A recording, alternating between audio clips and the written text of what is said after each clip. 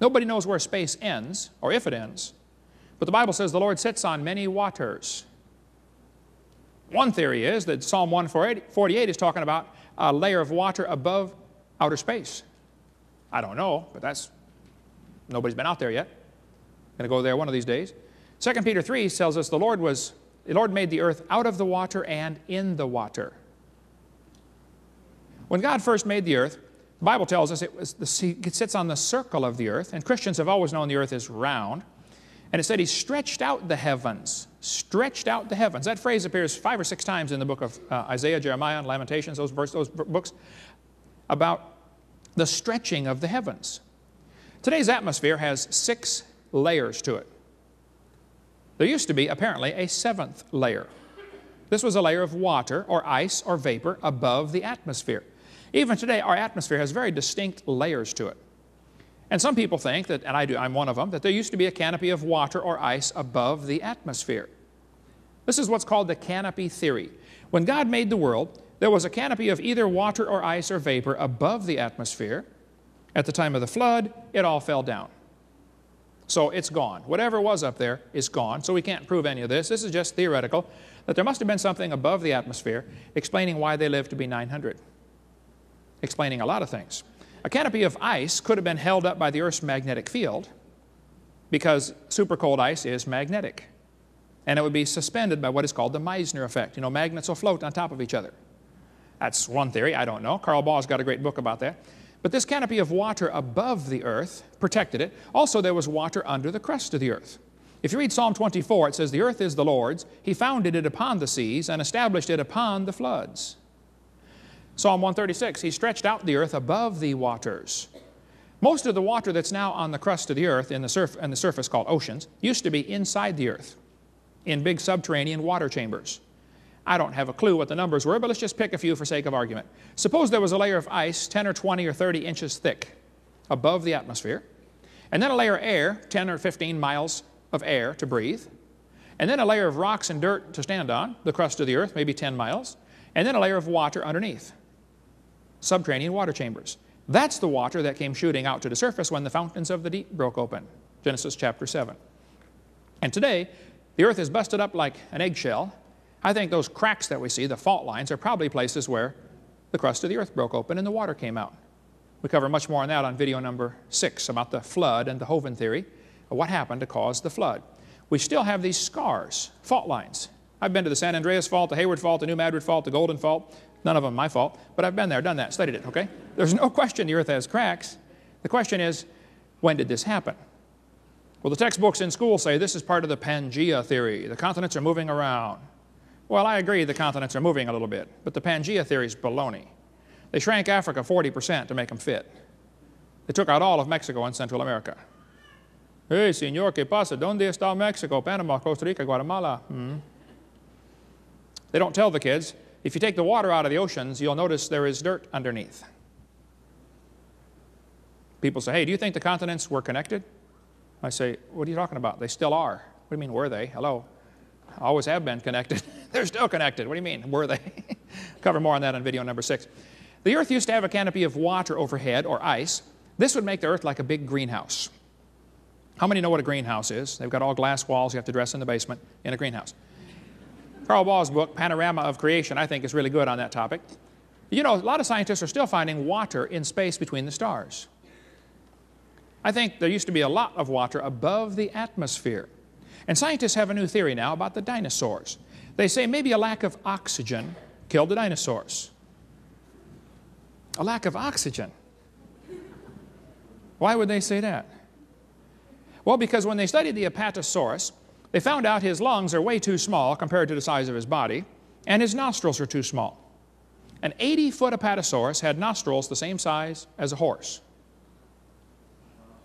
Now, how is an 80-foot animal going to get enough air through nostrils the same size as a horse? He'd be sucking so hard trying to get a breath, it'd set him on fire from the friction from the wind whistling in there. They couldn't breathe. Well, you know, apparently dinosaurs did breathe because we find bones of them all over the world. Dinosaurs did live. There's no question about did they live. The question is, when did they live and how did they breathe? Their lungs are too small. Their nostrils are too small. That's a simple scientific fact. So we have to come up with an answer to explain the dinosaurs. Well, when you look in amber, which is petrified tree sap, occasionally in amber they find mosquitoes or something. How many saw the movie Jurassic Park, you know, where they drilled in to get the mosquito blood out of the amber? Well, sometimes in amber they find air bubbles. The air bubbles often have 50% more oxygen than we do today. The air you're breathing is 21% oxygen. The air in the amber bubbles is 32% oxygen. I think before the flood came, this canopy of water or ice would increase air pressure, probably to double what it is today. Have you ever gone up or down a hill, you know, and you hear your ears pop from the air pressure change? When I climbed Mount Rainier, I got up around 12,000 foot. I've been at sea level for years now. Here I am at 12,000 foot. I thought, where's all the air up here? I was having to take 2 breaths in order to take 1 step. I go, it's real thin up there. Well, if you doubled the air pressure, breathing would be easier. And if you increase the oxygen content, that greatly helps again. I think the pre-flood world probably had greater air pressure and increased oxygen. Now, what happens under those conditions? Not only does your hemoglobin in your bloodstream take on oxygen, your plasma will get oxygen saturated, which means you could run for hundreds of miles without getting tired. Adam and Eve didn't need a car. They could run to Grandma's. Only they didn't have a grandma. Or a mother-in-law, by the way. That's why it was paradise. No. Actually, my wife had a great mother-in-law. I think, though, before the flood came, things were a lot different. That increased air pressure would sure make you heal up faster. How many of you remember baby Jessica that fell into the well in Texas? She was 18 months old. Her left leg slipped down in a pipe. Her right leg came up behind her, and she slid down 20 feet inside an 8-inch steel pipe. She was down there for 2.5 days. They tore up the neighborhood getting that kid out of that well. I mean, it was an amazing rescue. Got to really praise those guys for the work they did. When they got her out, lots of her body had turned black from lack of circulation. Her right leg was totally black. It had been twisted around behind her, stuck in her face from behind for 2.5 days. One doctor said, we got to cut her right leg off immediately. The other doctor said, hey, before we start cutting stuff off, let's put her in a hyperbaric oxygen chamber. They stuck Jessica in a chamber, filled it up full of pure oxygen, and pumped it up to double normal pressure. Within a few hours, her leg turned pink. They restored circulation. They had to cut off half of her little toe. It never did save that one, but still, it beats losing a leg. By the way, do you know what you call a girl if one leg is shorter than the other? Eileen. Never mind. A little bit of trivia there. Jessica was absolutely fine after being treated with hyperbaric treatments. They restored circulation. Interesting. The largest chamber in America is in Pensacola, Florida. It can hold 30 people in an emergency. What's that? What would they have a hyperbaric chamber for? In West Germany, they're treating all stroke patients with hyperbaric oxygen and getting amazing recovery from strokes. In England, they're treating multiple sclerosis. In India, they're treating leprosy with hyperbaric treatments. Here's a kid being treated for cerebral palsy. They're finding now if they give people more oxygen during surgery, only half as many get nauseated and only half as many have infections afterwards. This chamber in New York is being used to treat people with neurological disorders like autism with hyperbaric oxygen. They have many one-person chambers in the world today. The Dallas Cowboys have a hyperbaric chamber. Now, question. Why would the Dallas Cowboys want a hyperbaric chamber? Well, they've discovered their injured players will heal twice as fast. And if you're paying the guy $1,000 a minute to go play with the ball, you want him out there playing with the ball, not sitting on the sideline, right? I think the whole world probably had hyperbaric conditions before the flood came. You can get your own hyperbaric sleeping bag if you want. Michael Jackson has one. He says it's going to make them live forever. Well, that's just what we need, you know. Here's my son, Kanandu, back there on the camera, and his wife and I at an oxygen bar in Alaska. You go in to eat lunch and you pay $5 and you breathe pure oxygen while you're eating. After about 15 minutes of breathing pure oxygen, now it's not under pressure, but still, you're breathing pure oxygen, you walk away saying, wow, let's get back to work, let's go shop some more, you know, which is probably the hidden agenda.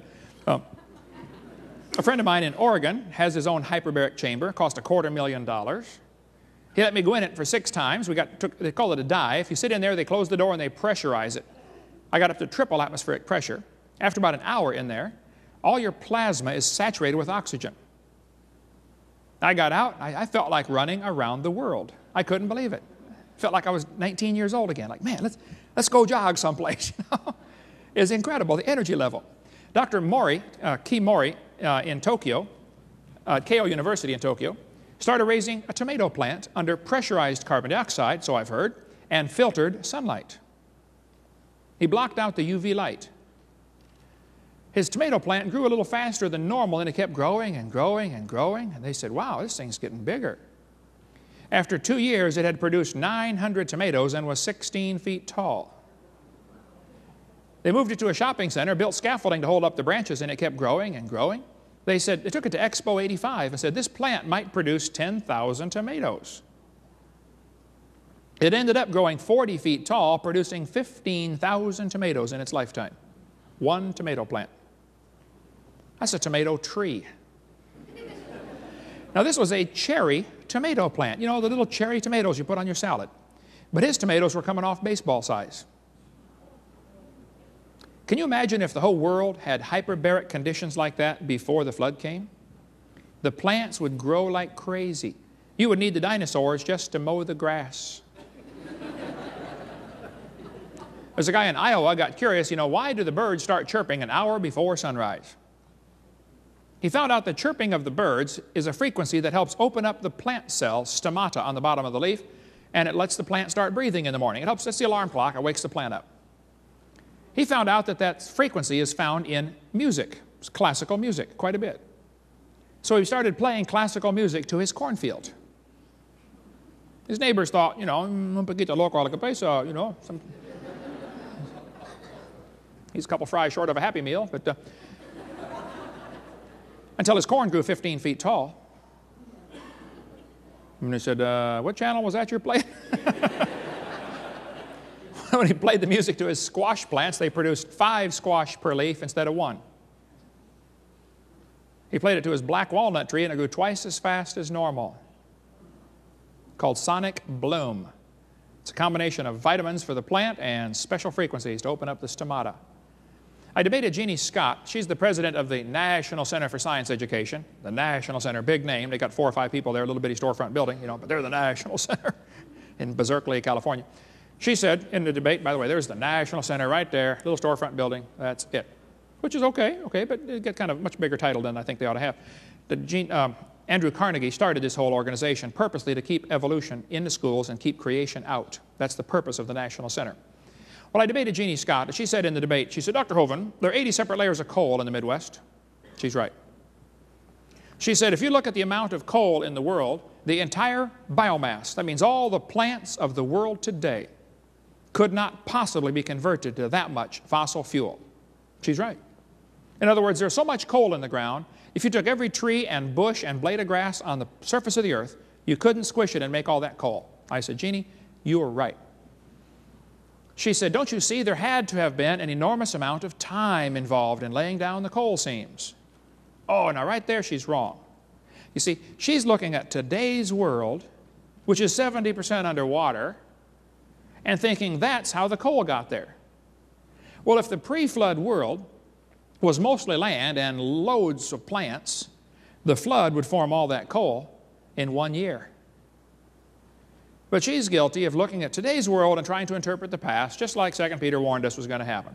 In Montana and Wyoming, there's a coal mine that is 10,000 square miles of coal up to 200 feet thick. That would take a lot of trees. And sometimes in coal, human artifacts are found. This bell was found inside a lump of coal. The sole of a shoe was found inside a piece of coal. The stitching was so clear you could see the twist in the threads. This iron pot was found inside a lump of coal. Your kids are going to be told coal formed millions of years ago. No, coal formed in the flood. The Bible says there were green herbs over all the earth. Genesis 1:29. I think there were plants from pole to pole. You know, when they went down to Antarctica, they discovered frozen leaves. There are no trees in Antarctica.